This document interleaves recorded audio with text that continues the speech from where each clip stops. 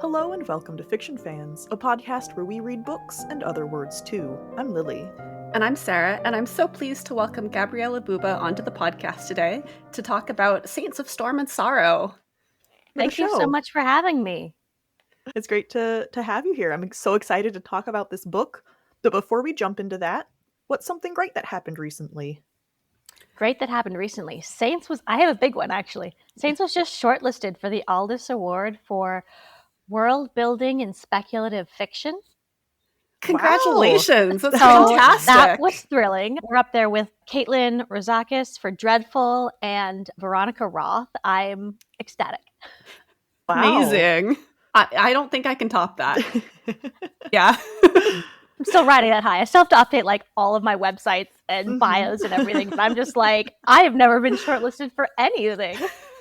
Oh, that's fantastic. Because the second book came out recently in this series, am I correct? Yes, actually, I just got back from the portion of my book tour in California. So we did San Diego, Long Beach, LA. And I'm now home for like 1 week before I head off to Portland for Rose City Comic Con and then Armadillo Con. Nice. That is a lot of travel.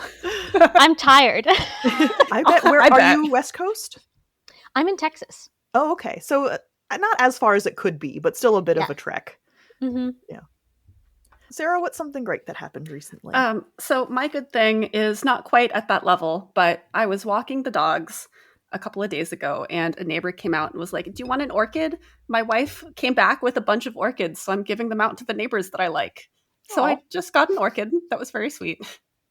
That's lovely. You talk to your neighbors so much more than I do. Yeah, well, it's because I walk my dogs. And so people, chat about dogs. My good thing is also animal related, weirdly enough. I found a frog. We have a little box in our front yard to keep some extension cords dry when it rains.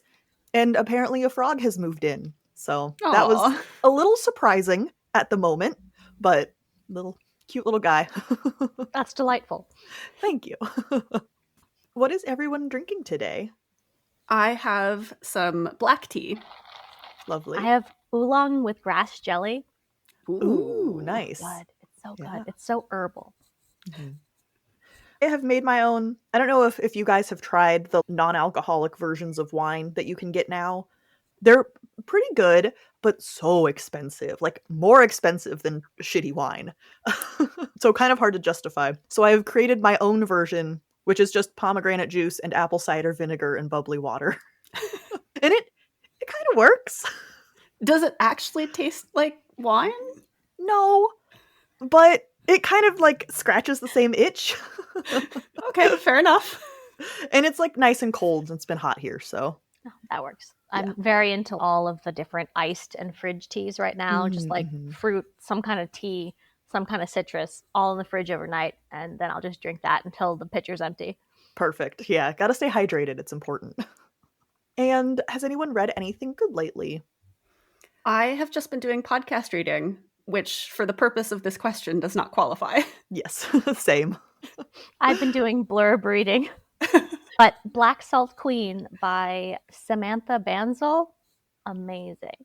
So atmospheric. Ooh. So if my book is set in northern Luzon fantasy, northern Philippines, hers is very much fantasy Mindanao and really spot on. All right, we'll have to put that on the ever-growing TBR. Yes. Do you know when it comes out? It came out recently, I believe. Oh, it came. Okay. So it is out. It is out. Okay. Maybe as of this month or maybe as of last month. Okay. Awesome.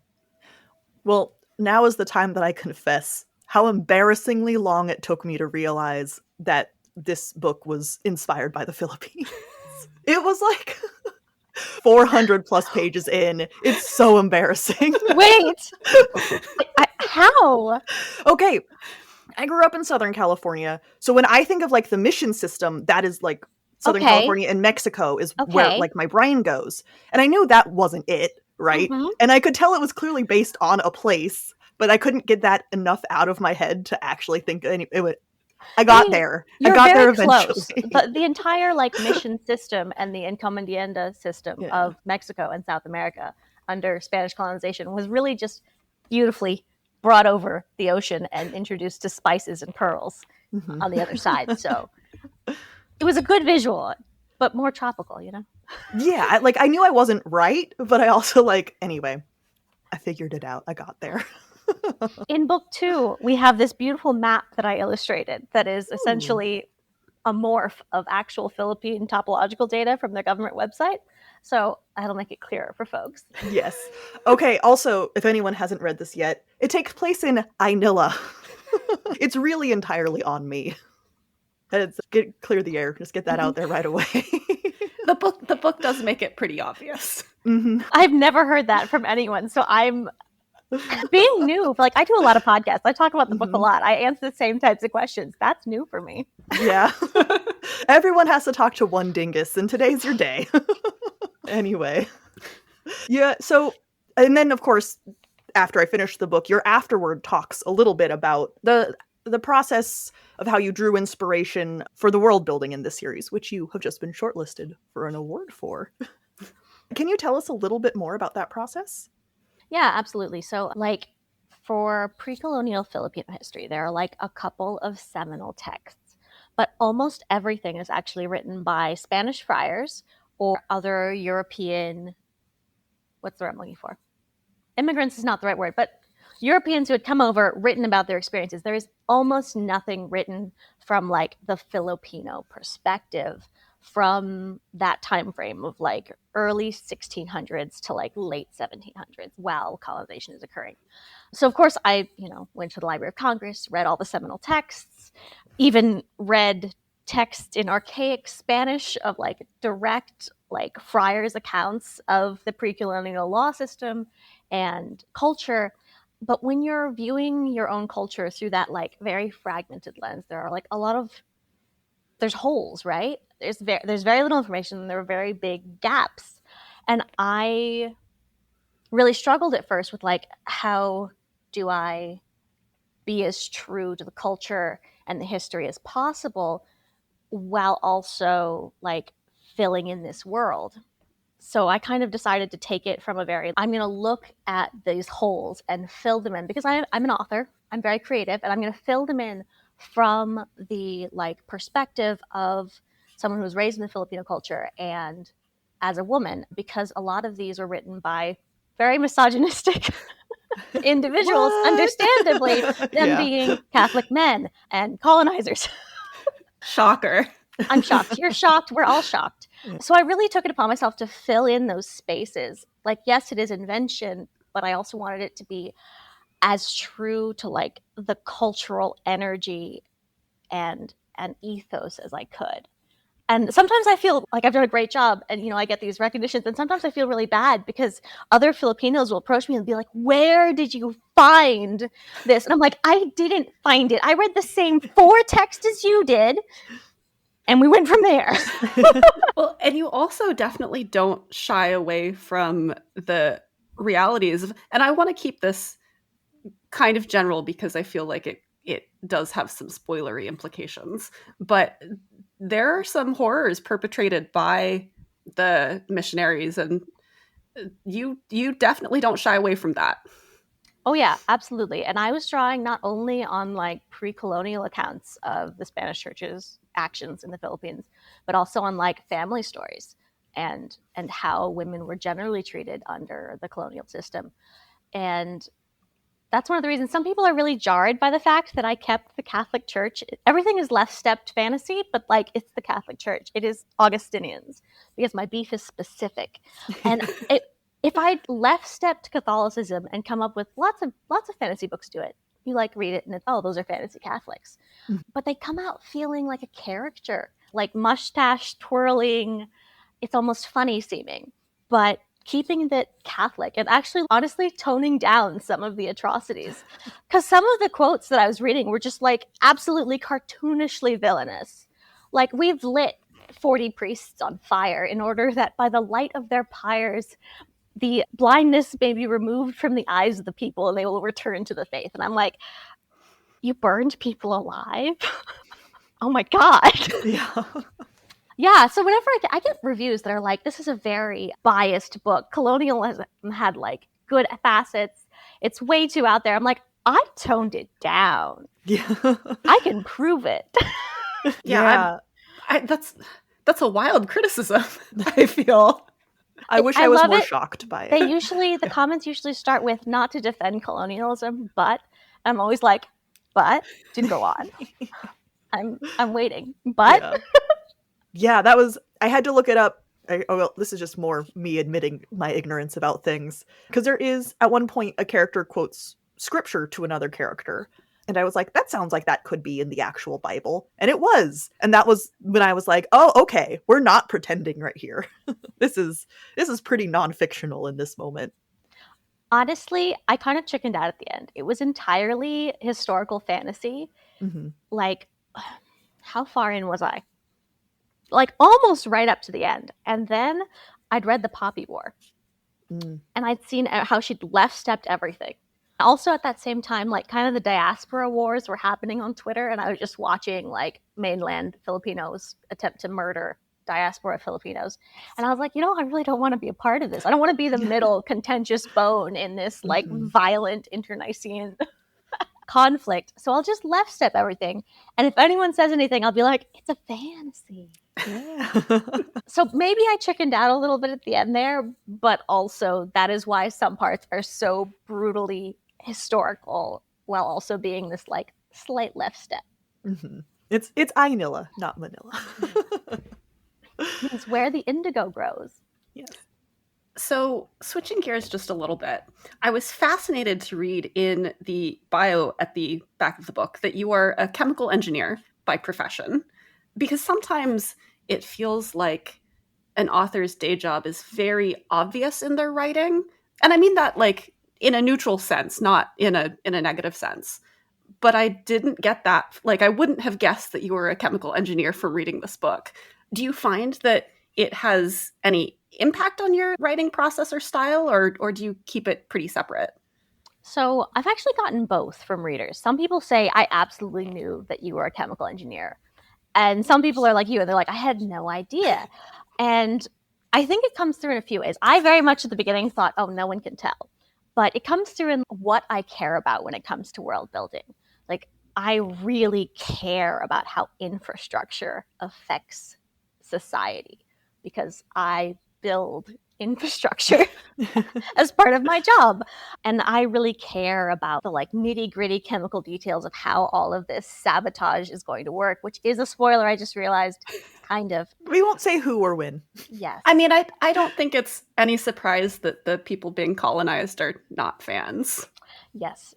So it was very interesting. A lot of early reviews were like, why do I have to learn so much about infrastructure? And I'm like, by God, you will care about this bridge by the time I'm done. So you mentioned kind of shifting from historical fantasy to a more fantasy focus for this book, for the series. What would you say is the genre that it ended up landing on? We've been calling it Filipino-inspired epic fantasy. Okay. Which I think is the best term here. Yeah. I know genre definitions are just, like, so personal. There's no wrong answer. Or every answer is wrong, depending on. Okay, I have a weird bone to pick about genre, though. I just learned that Goodreads crowdsources its shelving genres. And my book is shelved as adult and YA. And I'm getting a whole slew of people who are so upset at this kind of content in a YA book. And I'm sitting here going, at what point was it unclear to you that these people are in their mid to late 20s? There are spoiler alerts everywhere. On every website that'll let me put them, on my website, inside of the arcs. Well, it's a really well-known issue that female fantasy authors get shelved as YA when their novels aren't. It's really bad, though. I live in Texas. They're going to hunt me for sport. They might do that anyway, to be fair. They might do that anyway. But before I had the shield of, well, I'm writing for adults, but it turns out a bunch of people think I'm not. Well, it's hard, too, because, like, I know when I was in high school, I read books that were not for high schoolers. Oh, yeah. But I knew what I was doing. I knew I wasn't reading a book that was supposed to be for me. I think it's healthy. If you're not sneaking into the adult section in order to find all of the books that you want and hiding them under your mattress at night to read with a flashlight, Are you growing up? Come on. So I'm actually not sure what other questions we can ask without getting into spoiler conversation. There's so much about this book I want to talk about, but I feel like it's all spoilers. I mean, Have we done like a pitch for the book? No, but we non-spoiler beginning bit. No, but absolutely. please. What is your elevator pitch for the book? My elevator pitch is fun. So I did mention that we have Dante Bosco. So it's a Filipino-inspired Avatar: The Last Airbender, except the Avatar is not a pacifist. And of course, Dante Bosco, the voice of Prince Zuko, voices our male narrator. I did it for all of us. By the time I got to book 2 and I knew we had Dante, I was like, I have the power of God to make this man say anything. But what if he never wants to work with me again? And I think that's a great pitch for book 2. It's fun. And a great pitch for the audiobooks, honestly. I'm not usually an audiobook person. Like, they just don't work for me as a format, but I might have to change that. I'm told that like it's a really immersive experience, like playing the audiobook and reading. I've never tried it. I've never combined them that way, but a bunch of people have been telling me they love it. Interesting. I'm such a fast reader that I don't know if the pacing would work out personally. Same. But that is an interesting concept. Really, it just means that I have to go on a road trip. Because road trips are like the perfect time for an audiobook. I don't get distracted by other stuff. Mm-hmm.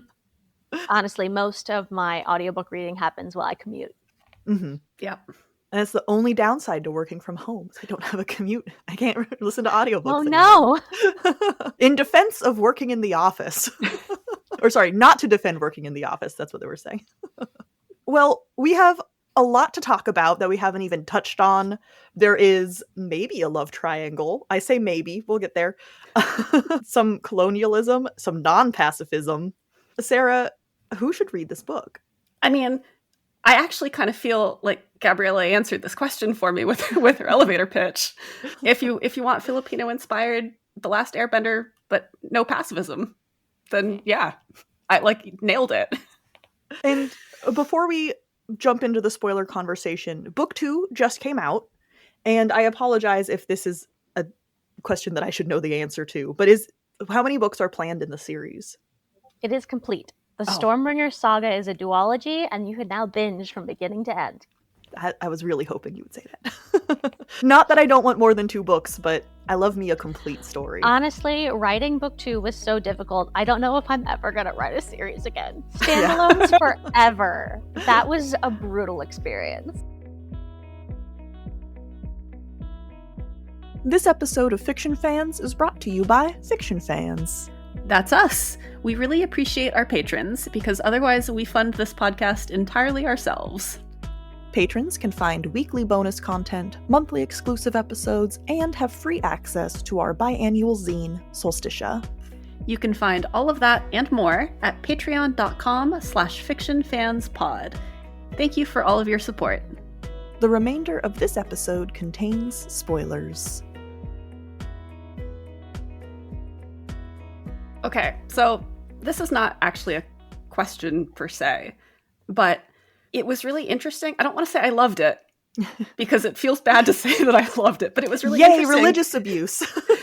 But it was really interesting to see the different reactions that all of the characters had to like colonization and the missionaries.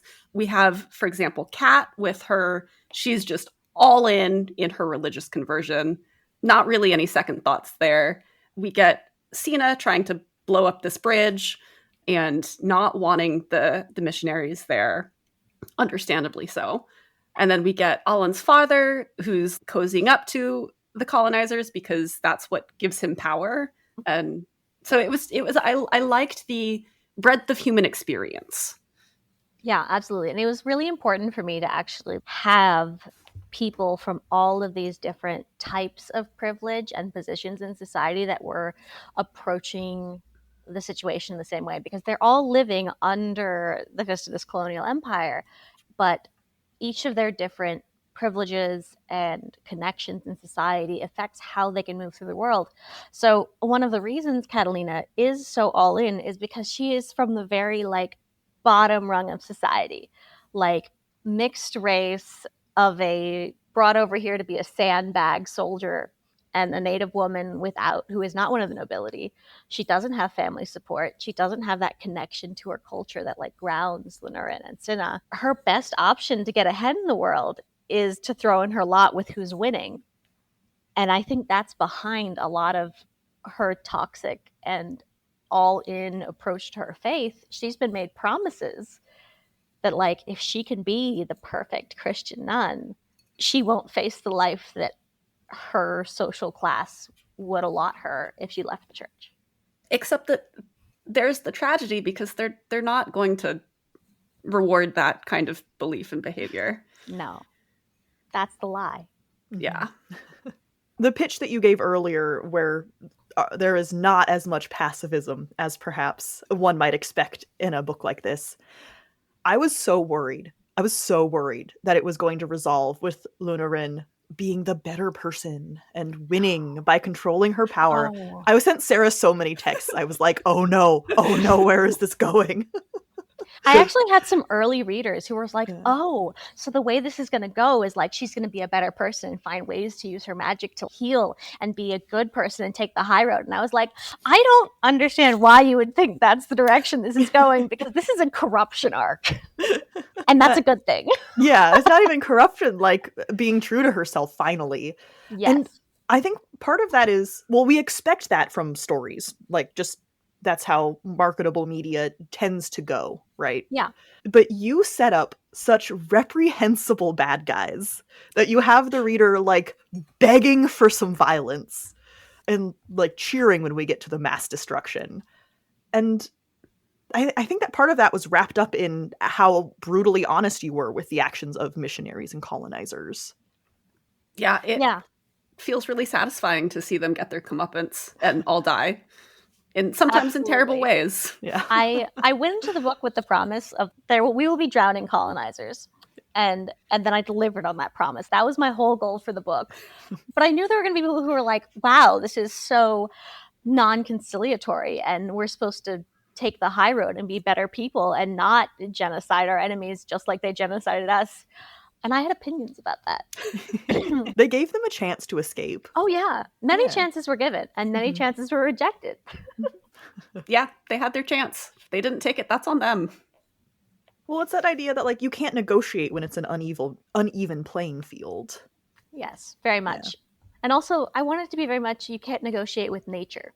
Like a Mhm. typhoon is coming, Yeah. and you're on low ground. Make a decision. Mm-hmm. Which seems very timely right now on the 20th anniversary of Katrina. I'm in Houston. Yeah. That was a big event for us, obviously, being very close to that and the refugees that came over. So, like, very much a typhoon is coming. Yeah. Okay. Because Catalina is, I'm going to say, the worst. She's my horrible bitch, and I love her, okay? But the relationship between her, Lunurin, and Alan didn't have the same tension as like a classic love triangle. Do you Yes. consider it a love triangle, or is this more like a story arc of Lunurin escaping an abusive relationship? Yes, I do market it as a love triangle, however. Okay. So yes and yes, I guess. Mhm. Oh, I really wanted to show, I don't know, who among us has not had a toxic situationship where you're both in the closet and one of you is ready to like change and be free of that and one of you is not, and like it's just this horrible, tragic situation where no one's in the wrong, but you are brutally hurting each other. And I really wanted to put that on the page because everything about Catalina is like the ones we lose to colonialism and internal homophobia and just this self-hatred that eats you alive. Like, I hate to, Kat is an object lesson. That sounds bad, but it's what she is. She's very much a foil to Lunurin to be that object lesson of what it would mean to go full in on the promises that colonialism and half her blood has given her. mhm. Well, and it's really satisfying to see Lunurin not forgive her at the end, which I think goes hand in hand with what we were talking about, expecting the main character to quote unquote be the better person. But as much as I understand where Kat is coming from, she doesn't deserve forgiveness. So I was really glad that she didn't get it. Oh yeah, like she like helped a genocide happen. very much. And Luna was like, I love you and I know why you did it. And I like understand the position you were in, but that was unforgivable. Absolutely. And I mean, say what you will about their relationship, she's also pretty terrible to her little sister, who has almost no one else to depend on. And I think that's what pushes her over into the like, I mean, okay, genocide's bad too. But on a personal, like as far as personal betrayals go, she kind of told Lunarin, hey, I'm always going to be on the church's side. So that didn't surprise me as much, but Mm-hmm. I wanted her to be nicer to Inez. I don't know. Yeah, poor Inez. Yeah. And I swear, book 2, I make it up to Inez. Book 2 is Inez's book. I felt really bad about what I did to that poor girl. She goes through some shit. She does. She does. I felt so bad. You know how a lot of like fantasy like has a fridged wife person, and I was like, I feel like I'm utilizing Inez's tragedy in that way, and I feel bad about it, but also like it's kind of necessary for me to have this personal and like very immediate effect of colonialism and religious persecution and just being a part of the church. Sorry, Inez. And painfully realistic. Unfortunately. Yeah. Well, speaking of Inez, there are some really wonderful side characters in this book. Can you talk a little bit about creating compelling characters without giving them like as much page time as a main character? Okay, that's an interesting one. Or I can talk about how much I love Kawit for an hour and a half. Yes. Oh my gosh. I got so attached to him. And then when I realized what was going to happen, big spoiler alert, when I realized I was going to have to kill him, I was like, this is going to tear everyone's hearts out. What have I done? I think a big thing about like making side characters that are really compelling is to give them like really strong tie-ins to your main characters, because that relationship connection lets you build out who they are as a person in a way that's much harder if they don't have that connection. So like even someone like the Codician spy, Pedro de Isla, who doesn't have a lot of connections to Lenore or Alan, him being Alan's father's spy tells you a lot about who he is as a person without me saying much at all. Mm-hmm. So I think that's probably my side character tip of the day. Yeah. But I think my first comment was like, oh, he's me. He had just left the note on Alan's table to like, go fucking talk to your goddamn wife. Oh, yeah. Fix it. Please talk to each other. And then when I heard, so Denise Cabanella was the narrator for Lenoren's part for book 1, but the way she narrates like older Filipino characters is so on point. It's so like accurate to how like my aunts and uncles and grandmother and grandfather sound. So that first line from Kawit, I was like, oh no. Oh, this is going to hurt so much more than I thought it was going to hurt. Talking about the audiobook for one moment, how much control did you have over selecting the narrators? So, a fun story, I actually got to pitch the project to Dante Bosco's agent myself. Oh, cool. So like Dante Bosco was my like pie in the sky, this will never happen, but I'd love it suggestion to Spotify. And they were like, you're right, that will never happen. But he's a great, he would be great for it. But actually, so you know the 6 degrees of Kevin Bacon, how every single person in the world is 6 degrees removed from Kevin Bacon? Mm-hmm. Among Filipinos, it's like the 3 degrees of separation from any famous Filipino. So Dante Bosco's brother, Derek Bosco, attends my Filipino family reunions of my cousins on my grandfather's side in California. And his wife is Dante's agent. And you better believe as soon as I found that out, I worked that connection. I had zero shame.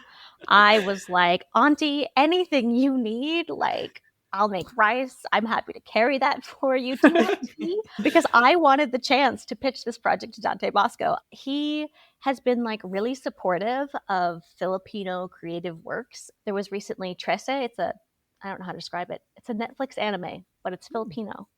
And he was a lightning elemental in that. And I heard him and I was like, oh, he is interested in doing more work of that type in Filipino media. I absolutely have to pitch my book to him. And somehow Spotify then made it happen. So hats off to them. They've got deep pockets. Amazing. I Love was it. his very first audiobook, which was very exciting. That's awesome.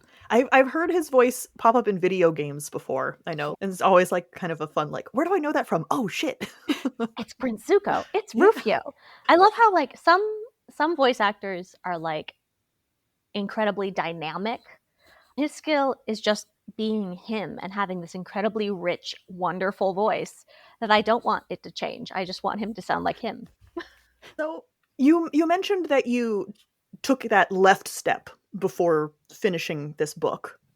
What other changes did this go through? How close is the final product to your original sort of inception?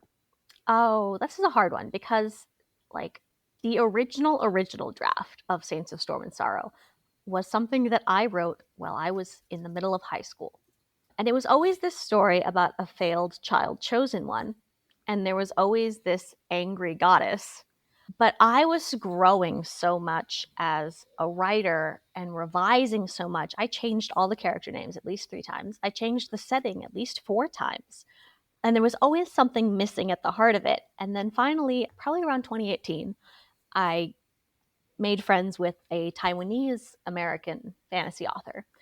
And Mia Sai is like my writing mentor. She's my writing auntie. I love her. And she wrote Bitter Medicine, which was a Taiwanese fantasy set in like Georgia. And she was like, there is an audience for this incredibly niche thing. The reason your story doesn't work is because your characters are all Filipino. But if there's an audience for Taiwanese fantasy, like there will be an audience for Filipino fantasy. And that was a light bulb moment for me. I like sat down and rewrote the entire book as Filipino in 30 days, 131,000 words during NaNoWriMo. I That's a don't lot of recommend words. it. I don't recommend it. But everything slotted into place. Every character, like motivation and like that hadn't made sense before, instantly made sense once everyone was Filipino.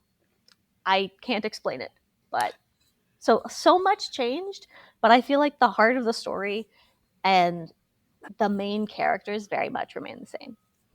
So during this lengthy, what I'll call revision process, were there any scenes that surprised you as the story changed, or did it all, like you say, just absolutely make sense for what you were going for? It was totally rewritten from the ground up, I will say. Like a lot of things changed completely. Early drafts of the book did not end in a cataclysmic destruction of the Palisade at all. Yeah, boo. One version ended in a courtroom scene. A guy did die in the middle, but it did end in a courtroom scene. Not quite the same level of destruction.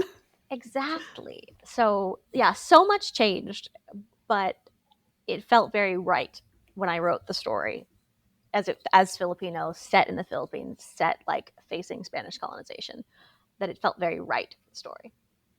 I can't actually imagine it not being that. It was originally a middle, like European, semi-medieval fantasy because that's what I was reading. I was in high school. Yeah. I can't imagine it because I had nightmares about it when I was halfway through reading it. Oh no! I was like prepared to get so mad. Some people were like, what if she loses her power at the end? And I was like, that is absolutely the worst trope that has ever existed. And that's not going to happen. Yeah. But it's a trope because it does happen, like in other stories. It happens so often and it's so frustrating. Don't understand it. You build up this awesome, epic, powerful female character and they're like, and we'll take that away. Yeah. No thank you. Yeah. No. Isn't it better without this? No. Absolutely not. Yeah. I don't know. As a reader, as a media consumer, because it's not just books, right? I feel like TV shows and movies are big culprits of this too. I'm just so trained to expect. And I think Lunaran talks about this a lot, having to make yourself small, especially female characters, like needing to make themselves small for their quote unquote happy ending. Yes. I absolutely wanted to write a character that like is terrifying and powerful and finds a place and people who are like who love her for that. I feel like my biggest pet peeve when you're reading any fantasy series is like you have this really cool, epic female character. She falls in love, and suddenly every single part of her personality, goals, life is about being that dude's wife. Mm-hmm. And like, she never does anything cool ever again. And it drives me up a wall. Yeah. So book 2 is very much Alan and Lenore are happily married and in their 30s and fucking shit up. May we all have that happy ending. Yes. It's the ending we all deserve. Men in our lives who go, yeah, babe, I'll hold your flower for you. I'm here with some salt water. I got your back. Absolutely. I really loved Alan. And honestly, just because he saw Lunarin, like, he really saw her and appreciated her in a way that she clearly didn't get very much. Well, and he also has such a lovely, I really loved his like confrontation with Catalina at the end where he's like, no, you know, I hope she never loves me like the way that she loves you because that's unhealthy. Yeah. You guys have a terrible relationship. That was so powerful. He was great. Right? Yeah. Mm-hmm. It was an incredible scene. I'm very much, I like nice men. For real, for real. Like, I know fantasy, oh, we love our shadow daddy and we love this like intense, inescapable, toxic love that is like all encompassing. But I was like, no, that kind of sucks. Yeah. It's kind of really bad when you're like, no, I am all in for this person, no matter what, up, down, left, whatever they do, I'm behind them. Like, no, man, absolutely not. Alan is a love interest that you would actually want to date, not just is fun and sexy to read about. Yes. And actually along those lines, oh no, I wrote down his name. A fairly minor character, or at least we don't see nearly as much of him as Alan, obviously. But there's a moment near the end when Cinna apologizes for burning breakfast. She's like, I should have just stayed out of the way. And he was like, no, you can go wherever you want. And I was like, oh no, do I love him even more than Alan now? They're my favorite B rank couple. If I ever do just like some extra little scenes from like this universe, it's gonna be Isco and Cinna's like relationship. In a very previous version of Saints, not set in the Philippines, I had a whole little series of short, like single scene versionettes of their relationship, and they are precious. I love those two. I mean, honestly, I would read a book about them. Just saying. And there's the little hints that we got throughout this book, because like you could see that there was something there, and then just like we only got glimpses, but it was beautiful. Yeah, they were adorable. I loved them. You'll get to see a little bit more of them being like all married and shit in book 2, and it's fun. Yay. Excellent.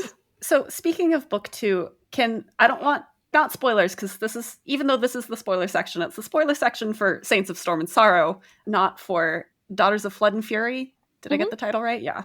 Can you tell us a little bit about what we can expect in book 2? Okay, yeah. So book 2 takes place 5 years after the end of book 1. So there's a pretty significant time jump. The immediate aftermath of recovery is past. Like, we are now living in a world where we are like trying to find a balance between the old ways and the new ways. And okay, I'm trying to figure out a short pitch for this that isn't spoilery. Okay, so remember that female Asian pirate from Pirates of the Caribbean? Yes. I saw her and I was like, I need to know so much more about that woman. And then the really intense political intrigue and infighting and like intense political fantasy of like House of the Dragon. I kind of mashed those two things together. And Inez gets to go off on a pirate adventure, and Lenore and Alan get to wrangle their families as they attempt to prevent them all being wiped out by the approaching Codicillan Armada. Well, right. I don't love that for them. Because everyone's like, I want there to be a book 3, and I'm like, you don't want me to have any more time in these characters' lives. I want them to be free of me. They want to be free of me. They want to be happy, and I want that for them. Yeah. But I do love that for Inez. Yes.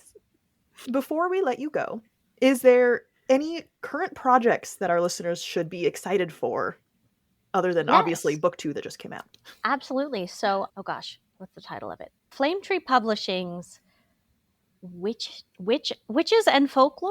Okay, it's a really long anthology title. I got to submit a witchy gothic short story based on my grandmother's like love story of being a like roadside vegetable seller who marries the youngest son of the richest local family, and they really hated her for that. And then I took that and I wrote like a really creepy gothic Filipino fantasy around it, which I think she would have loved because she was a great woman, but really dark in her soul in a great way.